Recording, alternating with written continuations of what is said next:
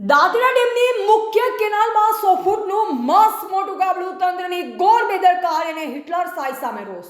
અધિકારીઓની પોલ ખુલવાના ડરે મીડિયા કર્મીઓને પ્રવેશતા અટકાવ્યા. રવિ સિઝન માટે આપવામાં આવતું કેનાલમાં પાણી છોડાતા જ કેનાલ ધરાશાયી થતા ખેડૂતો ચિંતાતુર બન્યા છે. ત્યારે સમગ્ર ઘટના શું છે?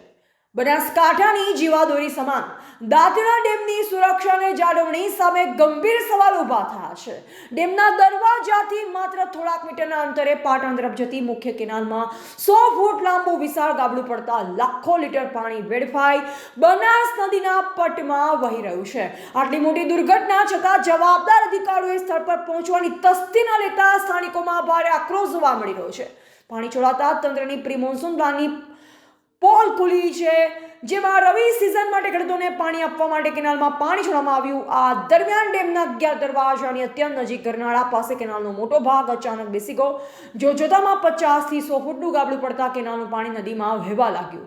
રાજ્ય અને કેન્દ્ર સરકાર દ્વારા દર વર્ષે કેનાલના રિપેરિંગ અને ઇન્સ્પેક્શન માટે કરોડોની ગ્રાન્ટ ફાળવે છે, તેમ છતાં આ પ્રકારની ક્ષતિ સર્જાતા ભ્રષ્ટાચારની ગંધ આવી રહી છે.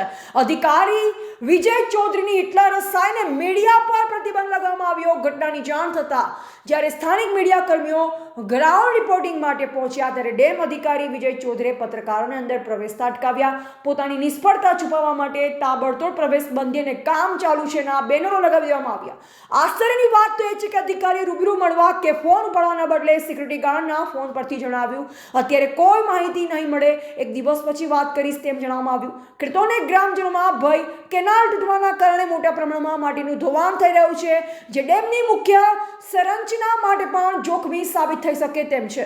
નીચાણવાળા વિસ્તારોના ગામોને સતર્ક કરવાની તસ્દી પણ તંત્રએ લીધી નથી.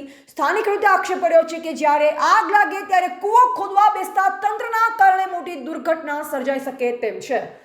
બોલો સાહેબ, અત્યારે આ જે જ્યોતિવાડા ડેમની બેદરકારી સામે આવી છે, જે લહેર છે, આ મુખ્ય લહેર છે, અને લહેરમાં જે ખેડૂતોને પાણી છોડવામાં આવે છે, અને અત્યારે લહેરમાં મોટું ગાબડું પડવાથી મોટી ઘટના સર્જાઈ છે.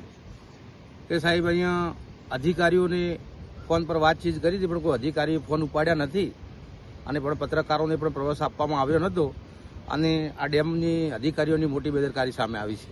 આ ડેમ ગાબડું કેટલા ફૂટનું હશે?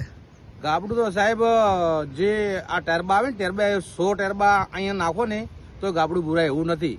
અને દાંતીવાડા ડેમના ઘર નાળાથી 15 થી 20 મીટર દૂર ગાબડું આ લહેરમાં મોટું જોવા મળે છે. આજુબાજુમાં ડેમના દરવાજા આવેલા છે.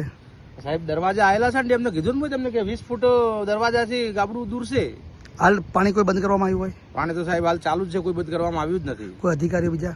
કોઈ અધિકારી તો અહીંયા સાહેબ કોઈ છે ને, કોઈ પાણી બંધ કરવામાં આવ્યું નથી. પાણી છે જે બનાસ નદીમાં જાય છે. બનાસના નીચાણવાળા જે વિસ્તારો છે ત્યાં કોઈ ગામ લોકોને જાણકારી હોય? કોઈ સાહેબ સોશિયલ મીડિયામાં એવી પોસ્ટ નથી જોઈ કે જે દાંતીવાડા નહેર તૂટી ગઈ છે અને પાણી બનાસ નદીમાં છોડવામાં આવ્યું છે, એવી કોઈ સોશિયલ મીડિયામાં પોસ્ટ જોઈ નથી. એટલે સાહેબ હું ના કહી શકું અધિકારીઓને કે જાણ કરી છે કે નથી કરી. તમારું નામ શું?